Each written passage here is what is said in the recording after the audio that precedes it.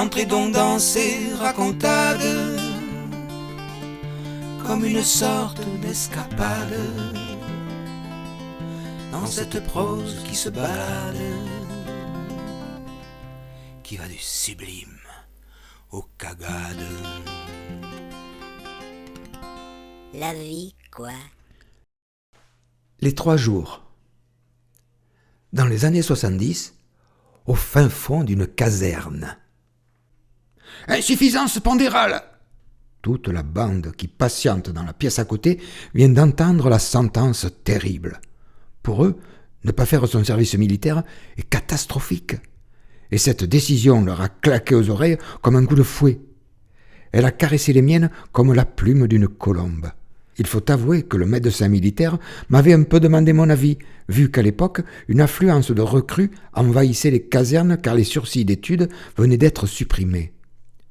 Me toisant du regard, il m'avait demandé « Alors, celui-là, il veut la faire, son armée ?» Tu parles d'une question. Je sentais un piège caché sous une telle largesse. Répondre froidement « non » risquait de m'envoyer en Allemagne. Répondre « oui » aurait pu m'envoyer en Allemagne. La logique de ces gens est tellement bizarre. Je me contentais donc d'une espèce de mou qui ne veut rien dire afin de déstabiliser le gradé par mon incertitude. Le militaire a une sainte horreur de l'incertitude. L'incertitude, c'est comme une hésitation qui font perdre les guerres. Je tire pas, je tire pas, paf, une balle en plein dans le buffet. Et voilà. Après tout, ma famille avait déjà donné avec mon grand frère, engagé à 16 ans dans la marine française. Bon, allez, on dit qu'il la fait pas, conclut-il en regardant mes cuisses. Surtout, ne pas me mettre à rire, ni à pleurer. Impeccable, je résiste. Finalement, j'aurais peut-être fait un bon petit soldat. Trop tard. Bien que l'expression insuffisance pondérale ne soit pas une médaille très glorieuse pour le jeune citoyen que j'étais, une bouffée de bonheur montait en moi. Je dus la contenir en traversant la pièce où les futurs embrigadés, affligés et compatissants, me regardaient passer, le dos courbé comme un soldat de Napoléon revenant de Russie, le slip à la main comme un drapeau blanc du combattant résigné se rendant à l'ennemi. S'ils avaient su qu'à ce moment-là, mes pensées allaient vers ma mère pour la remercier d'avoir mis au monde un si frêle gabarit. La veille de cet examen final, j'avais pu goûter aux joies de quelques jeux de chambre qui me laissaient présager un avenir bien sombre. Le concours de paix était un petit chef-d'œuvre d'amusement. Au début, car au bout de quelques minutes, ce mélange de vents aux tourbillons incertains en provenance de toutes les régions de France finissait par me suffoquer au point que le danger d'une énorme explosion générale s'envisageait.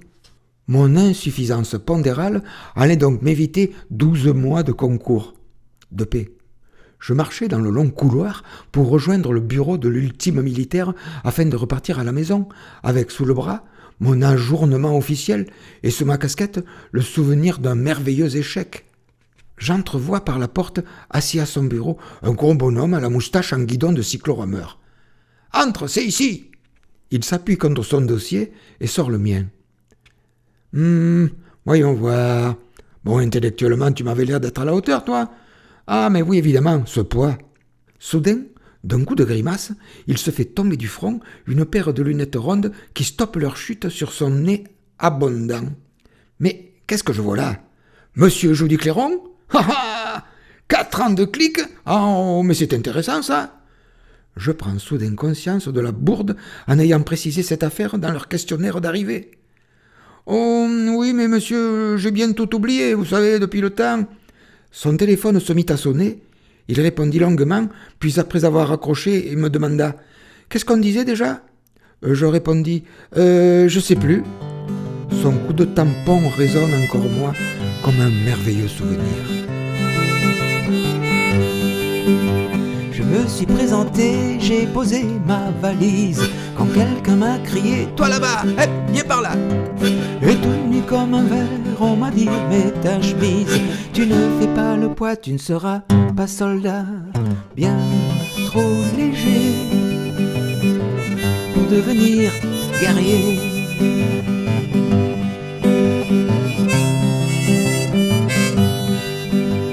Tu es bien trop léger pour aller à la guerre. Des plumes comme toi, nous, pouf, on n'en t'énerve pas. Au premier coup de canon, t'aurais le cul par terre. Avec ton casque lourd, tu ne te relèverais pas. Bien trop comique pour la bombe atomique.